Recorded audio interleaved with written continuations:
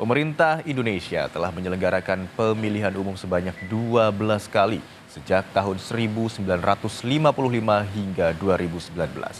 Meski negara telah menjalankan pesta demokrasi berulang kali, masih tercatat beberapa kecurangan di dalamnya.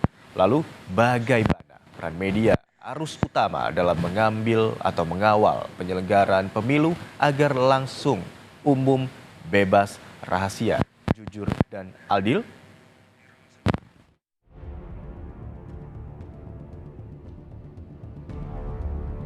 Indonesia telah menyelenggarakan pemilu dengan berbagai macam sistem proporsional sejak tahun 1955.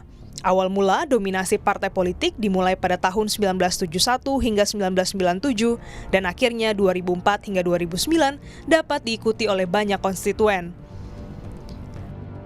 Banyaknya partai yang ikut serta tak dapat meminimalisir sejumlah kecurangan dalam pesta rakyat yang telah digelar sebanyak 12 kali. Pelanggaran tersebut diantaranya relasi kuasa, politik uang, politik identitas, praktik jual beli suara, dan yang paling krusial adalah informasi bohong. Maka dari itu, pihak penyelenggara perlu berperan serta membangun sinergitas dengan berbagai lembaga, termasuk media arus utama, dalam mengawal keberlangsungan pemilu Luberjurdil di 2024. Berdasarkan data Mahkamah Konstitusi Republik Indonesia, rekapitulasi perkara perselisihan hasil pemilihan umum pada tahun 2004 tercatat 44 perkara, 2009 sebanyak 70 perkara, 2014 sebanyak 297 perkara, 2019 sebanyak 261 perkara terregistrasi. Dengan rincian, 53 dikabulkan, 423 ditolak, dan 148 tidak diterima, 13 ditarik kembali, dan 34 digugurkan. Berdasarkan data Badan Pengawas Pemilu, kerap terjadi penyimpangan antara lain pemilu fiktif, pencoblosan ganda, politik uang, pemungutan suara tidak adil, manipulasi petugas pemungutan suara, dan ketidakadilan pengawasan. Peliknya permasalahan penyelenggaraan pemilu di Indonesia menangani informasi bohong, timbul juga isu mengenai penyelenggaraan pemilu dengan proporsional tertutup dan sempat pula dipublikasikan oleh beberapa media arus utama. Mahkamah Konstitusi segera meredam isu tersebut dengan menegaskan tidak dapat menerima gugatan yang diusulkan terkait Undang-Undang Pemilu.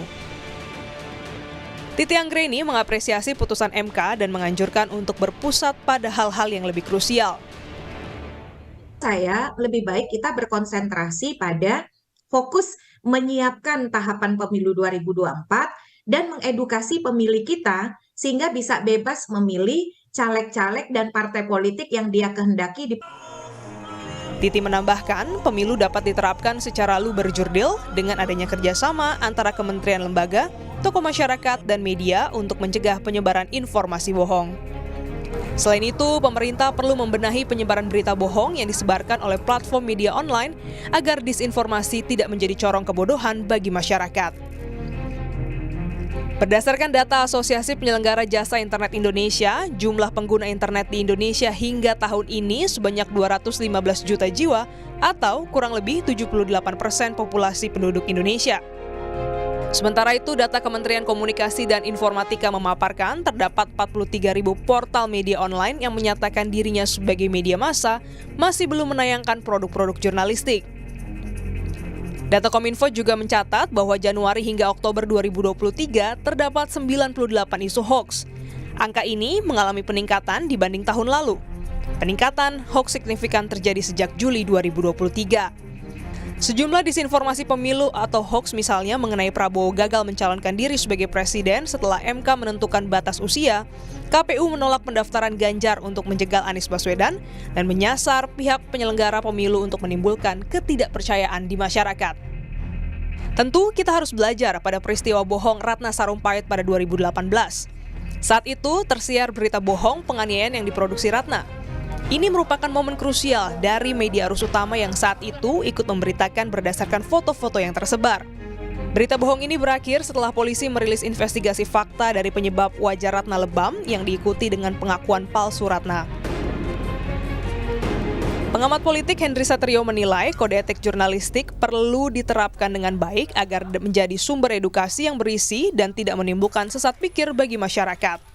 Standar-standar etika jurnalisme seperti cover both side dan lain-lain itu harus tetap dimunculkan gitu ya. Dan menurut saya satu lagi yang penting bagi media adalah sebelum diberitakan justru media massa cross check dulu beritanya benar atau tidak.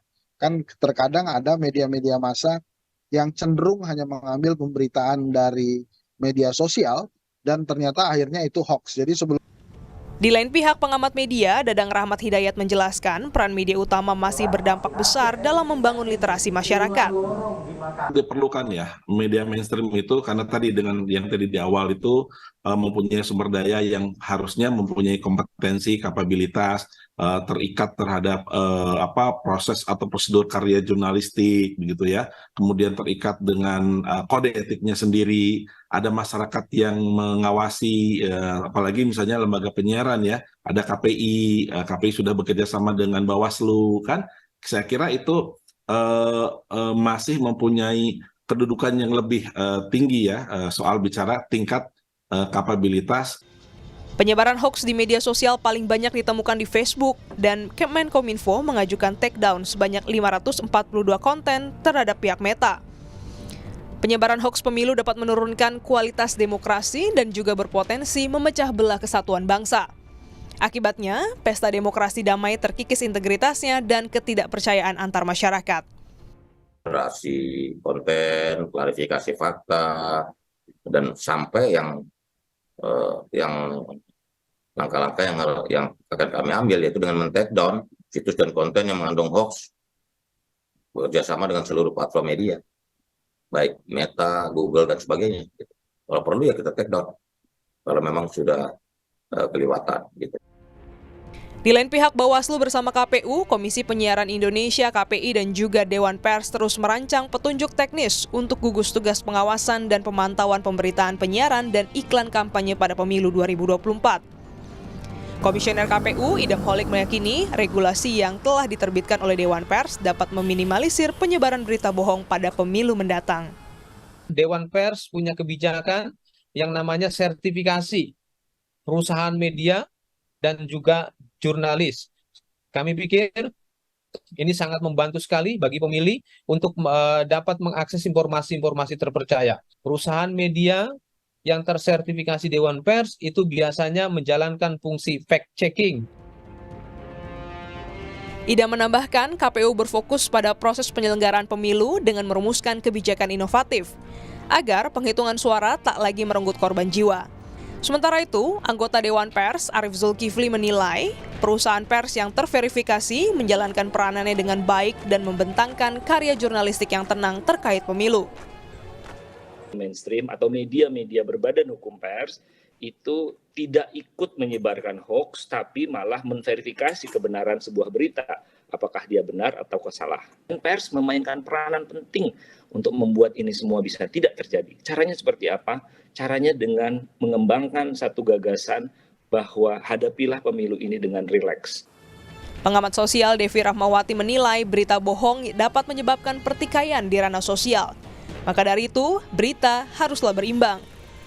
Tidak bisa kita pungkiri keberpihakan masyarakat terhadap calon yang memang menjadi pilihannya itu bisa jadi membuat mereka mengalami konflik.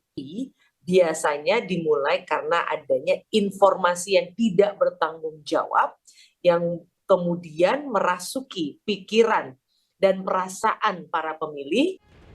Ledakan pengguna internet di Indonesia masih jadi peluang penyebaran berita bohong.